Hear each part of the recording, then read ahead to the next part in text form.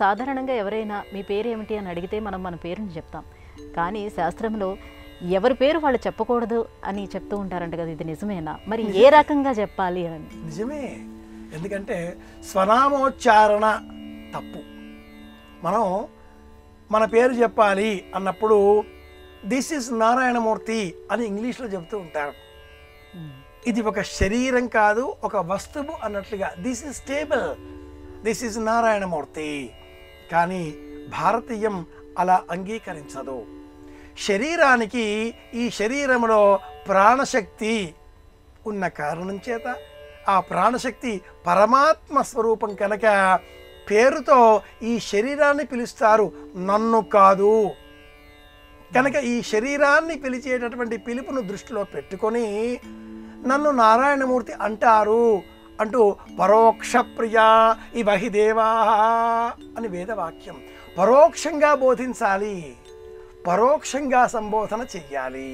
ప్రత్యక్షేణానుమిత్యేవ అనే వాక్యాల ప్రమాణాలు మనం స్వీకరిస్తే వేదం ఎప్పుడూ కూడా అపరోక్షానుభూతిని పొందే నిమిత్తమై మనం కాదు, మన చేత ఈ పని నిర్వహింపబడుతున్నది, చేసేది నేను కాదు అని చెప్పడం కోసమే ఈ ఉదాహరణ.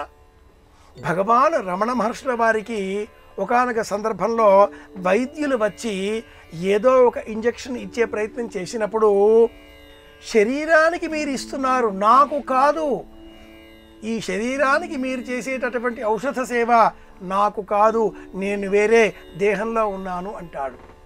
ఇలాంటి సందర్భాలలో కావ్య నాటకాదులలో కూడా కథానాయకుడి పక్కన విదూషకుడు అనే మరొక పాత్రను ప్రవేశపెడుతూ ఉంటారు. ఆ విదూషకుడు కథానాయకుడి పేరు తెలియజేస్తాడు.